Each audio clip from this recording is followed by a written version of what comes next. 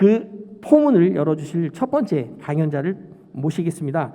첫 번째 기초 강연은 로봇 산업 정책과 과제라는 주제로 인간, 로봇, 더 나은 미래, 4차 산업혁명을 선도하는 한국로봇산업진흥원의 전진우 정책실장님을 모시도록 하겠습니다. 정진우 실장님 무대 위로 나와 주십시오. 박수로 환영해 주시면 감사하겠습니다.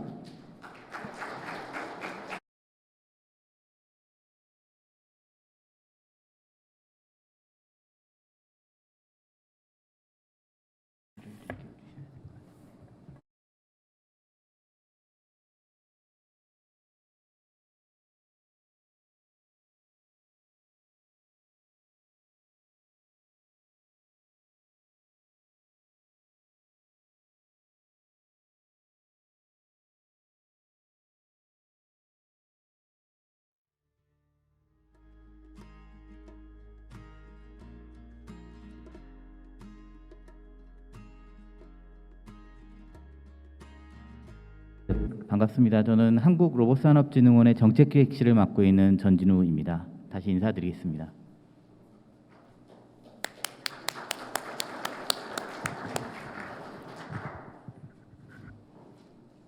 시간을 체크해야겠네요. 예, 오늘 제가 발표드릴 것은 국내 우리나라의 로봇산업 정책, 그리고 이제 현재 좀 고민되고 있는 그런 여러 가지 키워드 중심의 과제, 이렇게 주제로 해서 여러분께 소개를 해드리도록 하겠습니다. 예, 이건 좀 생략하고요. 예, 목차는 로봇 산업의 현재, 그 다음에 환경 변화와 로봇 정책, 그리고 이제 향후 어떤 키워드로 접근할 것인가에 대한 과제, 이렇게 순서가 되겠습니다. 로봇 산업은 현재 잘 아시다시피 제조용 로봇, 서비스용 로봇으로 구분이 되고 있고요. 서비스용 로봇은 전문 서비스, 그다음 개인 서비스, 이렇게 구분이 되고 있습니다. 로봇 산업의 구조는 로봇 제조사, 그러니까 완성품 제조사를 중심으로 해서요. 후방 산업의 소재 부품, 소프트웨어가 꼭 필요하고, 이제 전방 쪽에 이제 우리가 소위 말하는 이제 도메인 수요 분야, 수요처에 이제 로봇을 활용하는 방식으로 산업 구조가 이루어지고 있습니다. 그리고 특히 특징적인 것은 SI라고 하는 시스템 통합 기업이 이제 가운데 자리 잡아서 수요 분야에 맞춤형으로 로봇을 세팅해주는, 설치해주는 그런 역할들을 하고 있습니다.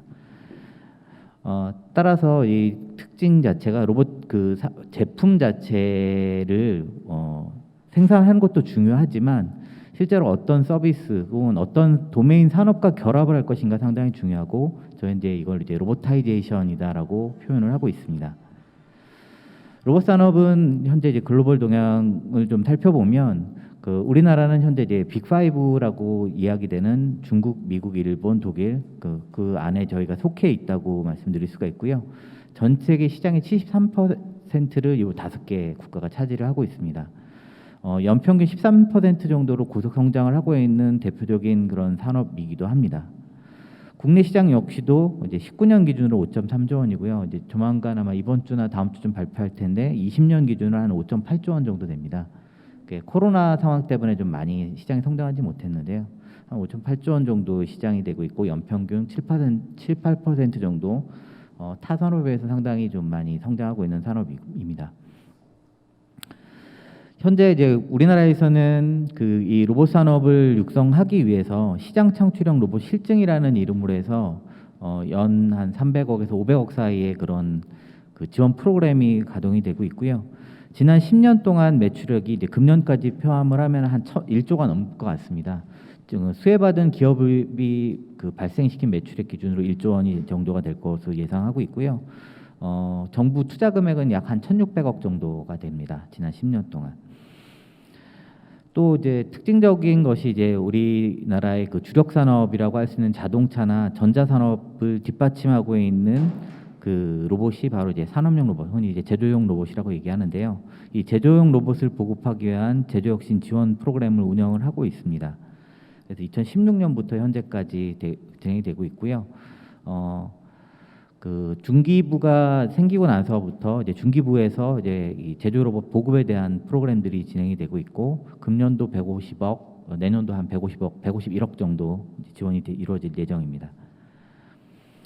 또한 이제 이 제조용 로봇을 원활하게 잘 공급하기 위해서는 앞서 말씀드렸던 SI 기업의 역할이 상당히 중요한데요. 이제 SI 기업이 다양한 공정에 그 보급을 한 혹은 이제 그 공급 그 공정을 세팅한 그런 다양한 그 경험들이 축적되는 것이 상당히 중요합니다. 그래서 이런 경험들을 돕기 위해서 국내에 있는 뭐 전자통신연구원, 뭐 자동차연구원 등등, 전자기술연구원 등등과 함께 표준 공정이라고 하는 산업 로봇을 활용한 그 공정 맞춤형 공정을 개발을 하고 있고, 이 공정을 오픈해서 SI 기업들이 활용할 수 있도록 하고 있습니다.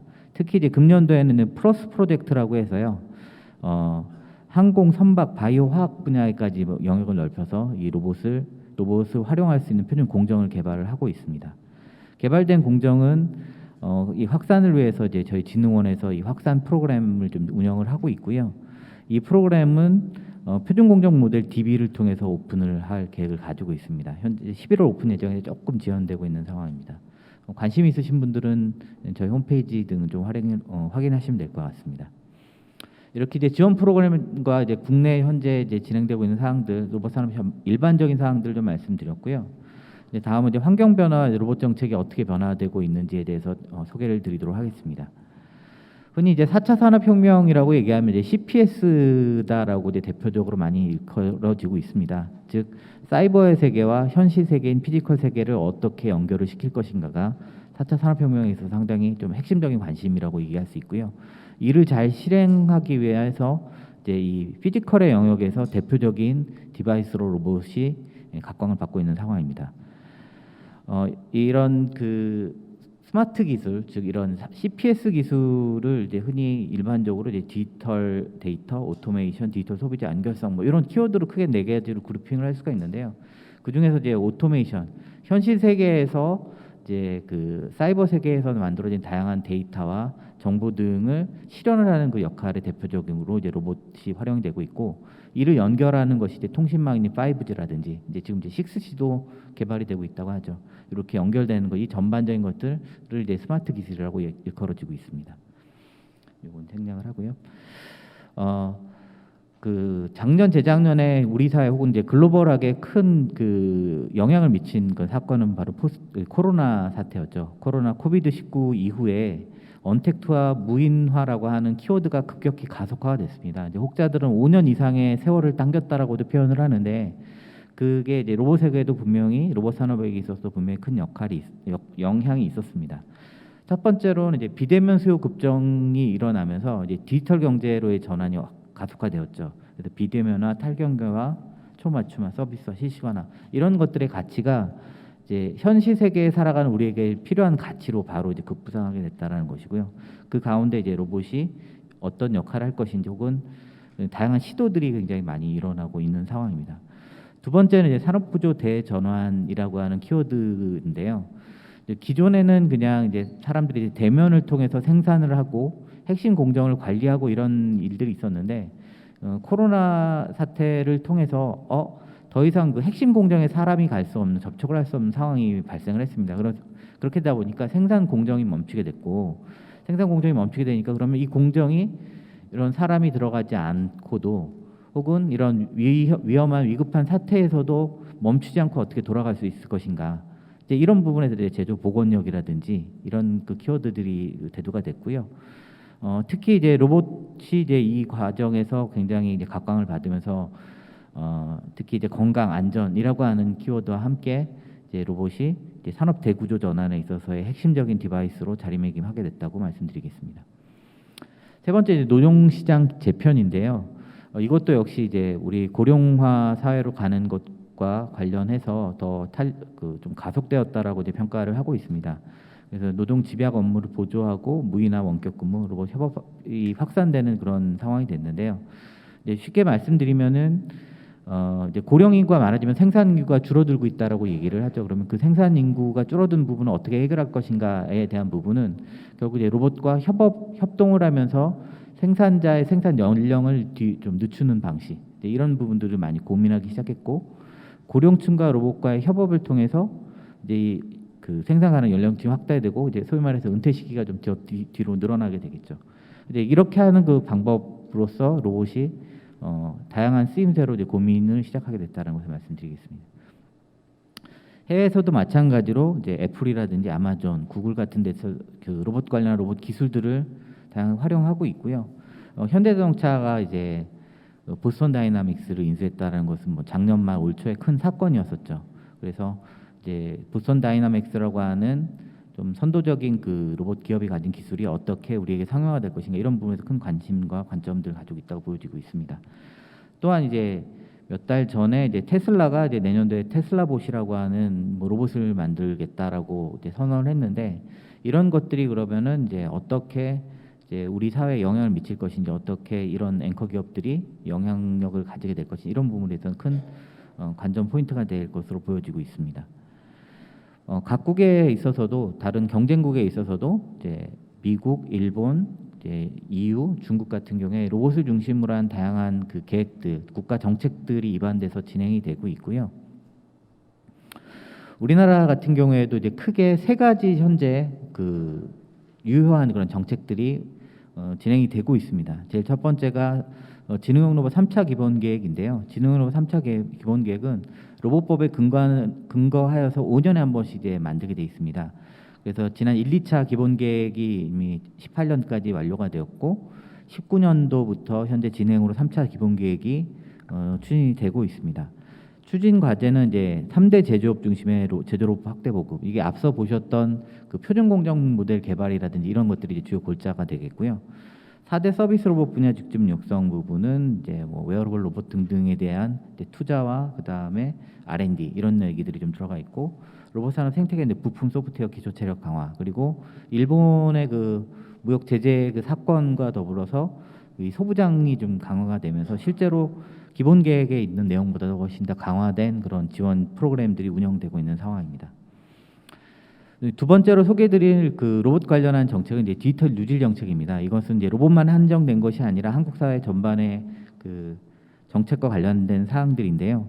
이 안에는 보면은 이제 그 DNA 생태계 강화, 비대면 산업 육성, SOC 디지털화라고 하는 큰 카테고리로 추진 과제가 나눠져 있는데요. 그 세부 과제의 내용으로 각각 하나씩 디지털 뉴딜에는 그 1, 2, 3차 전 산업으로 5G AI 융합 확산 이 부분에 그 로봇 관련한 프로젝트가 들어가 있습니다. 그래서 전부 그 융합한 이제 대규모 실증 이런 프로그램들이 여기에 이제 반영되어져서 현재 이제 투자가 되었고요. 내년에 한 200억 정도가 아마 이 관련해서 진행이 될 예정으로 돼 있습니다. 그다음 두 번째 이제 그 디지털 뉴딜 안에 비대면 산업 육성이라고 하는 그 카테고리 안에 스마트 의료 및 돌봄 인프라 구축 관련한 프로그램이 로봇 관련한 프로그램이 담겨 있습니다. 그래서 그 중에 이제 재작년, 그러니까 19년부터 진행됐던 사회적 약자 편익 지원 프로그램을 저희 진흥원에서 운영을 하고 있고요. 이 관련한 사항들이 내년에도 지속될 예정입니다. 디지털 뉴딜에 담긴 세 번째 카테고리 SOC 디지털화 부분인데요. 이건 어찌 보면 우리 인천 로봇랜드에도 관련이 있을 수 있는 그런 정책이라고 볼 수가 있는데 도시 산단의 공간 디지털 혁신을 하겠다라는 내용으로 해서 다수 다종의 로봇 활용 모델을 선정해서 대규모로 실증을 추진하겠다는 프로그램이 이제 금년도 예산이 반영되어져서 내년에 예산이 반영되어서 진행될 계획입니다. 이제 처음에 이제 제가 기획을 할 때 요거를 이제 프로젝트명으로 로봇존 프로젝트라고 해서 이제 기획을 했는데 그게 이제 대규모 실증 뭐 이런 AI 5G 기반 대규모 실증 이런 이름으로 해서 예산이 이제 반영이 됐기 때문에 뭐 관심 있으신 기업분들 그리고 이제 지자체에서는 이 프로그램을 좀 눈여겨 보시고 기획을 하셔서 한번 도전해 보시면 어떨까라고 말씀드릴 수 있겠습니다. 세 번째 국내 이제 로봇 관련한 정책을 소개해드리면 바로 선제적 규제 혁신 로드맵입니다. 이거 작년에 그 총리님 모시고 저희가 이제 이 로드맵을 발표를 했었는데요. 현재 1단계 과제 9개 중에서 4개가 21년 올해 조기 완료가 되고 5개가 내년에 완료될 계획을 가지고 있습니다. 그래서 요 내용 상세한 내용들은 아마 뭐 구글링 하시면은 이제 확인하실 수가 있으니까는 보시면 될 것 같고. 이제 이 선제적 규제 혁신 로드맵을 만들기 위해서 로봇 관련 전략 네트워크라고 하는 이제 로봇 커뮤니티 포럼을 운영을 했습니다. 현재 이거 진행이 되고 있고요. 이 커뮤니티를 통해서 이제 선도적 규제 혁신 과제들도 발굴을 하고 그 다음에 비즈니스 모델도 38개를 이제 작년 발굴을 했습니다. 금년 초반입니다.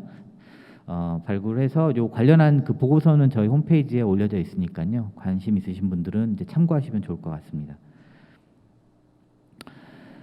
뭐 예를 소개를 하나면 뭐 일산 환경에서의 로봇 규제를 어떻게 해결할 것인가 해서 규제 샌드박스가 현재 한 7건, 그다음에 규제 특구가 2건 정도가 진행이 되고 있는데요. 정확하게는 이제 좀 과거 자료라서 규제 샌드박스가 9건이 진행이 되고 있습니다. 특히 이제 배달 로봇이 이제 5개가 지금 진행이 되고 있거든요. 그래서 이제 로보티즈, 언맨드 솔루션, 우아한 형제들, 그다음에 우림, 한 군데가 뉴빌리티, 뭐 이렇게 5개 기업이 현재 그 이 배달 로봇 관련한 그 규제 샌드박스를 지금 이제 타서 운영을 하고 있는 상황입니다. 그럼 이후 향후 그러면 우리가 어떤 키워드들 염두에 두면서 로봇 산업과 로봇 비즈니스를 해야 될지에 대해서 간략히 이제 저희가 고민하고 있는 사항들을 소개해드리도록 하겠습니다. 첫 번째는 이제 로봇 규제에 관련한 부분들을 어떻게 잘 풀 것인가가 상당히 중요한 키워드입니다. 그래서 이제 사회적으로 좀 이런 그 로봇을 활용하는 경험들이 축적이 돼야 되고요. 특히 이제 법 제도와 테두리 안에서는 이제 안전에 관한 문제들이 상당히 많이 이제 요구를 하게 됩니다. 로봇 자체. 그래서 제품 자체가 안전한 것은 기본이고 로봇이 사람과 함께 그 생활하는 공간 안에서의 안전을 어떻게 확보할 것인가에 대한 것들이 가장 큰 키워드이고 이슈이거든요. 앞서 소개드렸던 선제적 규제 로드맵 안에 모든 이슈들이 로봇 관련 이슈들이 다 안전과 관련된 이슈라고 해도 과언이 아닙니다. 그래서 비즈니스를 하실 때 이 부분들을 좀 감안하셔야 되고 이게 이제 제도화가 되거나 제품이 많아질 경우에 이제 인증 체계라든지 아니면 법제화까지도 좀 염두에 두고 움직여야지만 로봇 산업 그러니까 로봇이 잘 활용될 수 있는 환경들을 만들 수 있지 않을까라는 그런 고민들을 하고 있고요. 그래서 이제 그 일환으로서 이제 앞서 잠깐 소개를 드렸던 그 로봇 활용 전략 네트워크에서 이제 하반기에 이제 로봇 활용 환경에 대한 이제 표준화 연구들을 좀 진행을 했습니다. 그래서 뭐 좀 예로 좀 몇 개를 보여드렸는데 이제 뭐 푸드코트에서 로봇 서비스를 하려면 어떤 것들을 이제 표준화를 하고 환경 정비를 해야 되는 것인가에 대한 요소들을 좀 정리를 했습니다. 요거는 이제 그 예시이기 때문에 여러분들이 이제 이 보고서는 저희 홈페이지에 있으니까는 좀 보시면 참고하시면 좋겠는데요. 이를테면 뭐 성능의 요소, 이동 작업 환경에서 필요한 바닥 조건, 조도, 그리고 통신 환경에서 필요한 여러 조건 이런 부분들을 가이드를 해놨기 때문에 아마 비즈니스를 하시는데 좀 참고 자료가 될 수 있을 것으로 보고 있습니다. 이거는 생략을 하겠습니다. 두 번째 키워드는 대규모 실증인데요. 앞서 이제 저희가 이제 정부 그 예산으로도 상당히 이런 부분들 많이 그 반영을 해놨는데 결국은 이제 단일한 로봇 제품 한 대가 어떻게 하겠다라고 하는 것으로는 도저히 시장이 열리지 않았습니다. 앞서 제가 1,600억이라고 하는 저희 실증 사업의 그 보급 사업 예산을 투입을 해서 1조 정도 매출이 나왔지만 지난 10년 동안 실제로 이제 상장된 기업은 몇 개 없고 유니콘이라고 얘기할 수 있는 기업들이 아직 나타나지 않았거든요. 그래서 이거는 뭘까? 그런 단일 제품을 그러면 지원하는 것으로는 한계가 있다라고 저희는 보고 있거든요. 그래서 어쨌든 이제 삶 속에서 그러니까 일상생활 속에서 이 로봇이 어떻게 쓰이는지를 많이 보여주고 그 안에서 비즈니스 기회를 찾는 방식을 가야 된다라는 것들을 고민을 하고 있습니다. 그래서 이제 다수의 품목을 한꺼번에 어떻게 잘 관리하고 운영할 수 있는가를 이제 세상에 보여주는 것 이게 상당히 좀 중요하다고 보고 있습니다. 이제 뭐 인천 로봇랜드를 이제 보면서 또 여기 이제 클러스터링을 하겠다고 지금 청라지구 클러스터링을 하겠다라고 하기 때문에 제가 좀 준비를 했던 자료인데요. 현재 이제 가장 좋은 방향이 뭐냐면 이런 도시 단위 계획형으로 처음부터 신설하는 단계에 로봇이 활용할 수 있는 환경을 구축하는 상당히 중요합니다. 이제 여기는 이제 로봇을 테마로 한 그런 그 클러스터 그 도시들은 아니지만 이제 스마트 기술들을 앞서 소개했던 스마트 기술을 가지고 로봇을 그러니까 도시를 만들겠다, 도시를 다시 설계하겠다라고 하는 그런 대표적인 도시들이거든요. 이제 흔히 이제 이걸 스마트 시티라고 표현을 하는데 대부분 이제 도시 단위로 이루어지고 있다라는 거 이런 부분에서 좀 시사점을 찾아볼 수 있을 것 같고요. 대표적으로 로봇 관련한 클러스터에 대표적으로 성공한 지역을 제가 봤을 때는 이제 매사추세츠 로봇 클러스터하고 오덴세 로봇 클러스터입니다. 이 중에서도 제가 이제 우리나라에도 좀 도입 가능한 혹은 이제 벤치마킹을 많이 해야 될 그 모델로 보는 게 오덴세 로봇 클러스터인데요. 오덴세 지역은 과거에 덴마크에 그 유럽이 그 선박 조선 해양이 그러니까 조선 산업이 그 강세였을 때 당시에 이 오덴세 지역이 그 조선 산업을 하는 돈을 굉장히 많이 벌던 그런 지역이었는데 잘 아시다시피 조선 산업이 유럽에서 쇠퇴해서 일본으로 넘어가고 일본에서 우리나라로 넘어왔죠. 그러면서 이제 오덴세 지역에 완전 이제 지역이 죽었습니다. 그래서 그럼 이걸 어떻게 타개할 것인가라고 해서 이제 산학연구원 다 모여서 이제 그 잡은 테마가 뭐냐면 로봇 테마였고요. 이 로봇 테마에 따라서 학교, 그다음에 정부, 뭐 시, 그다음에 뭐 기업 이런 것들이 모여서 이제 로봇 클러스터를 만들었습니다. 여기에 이제 벤처 캐피탈도 다 들어가 있고요.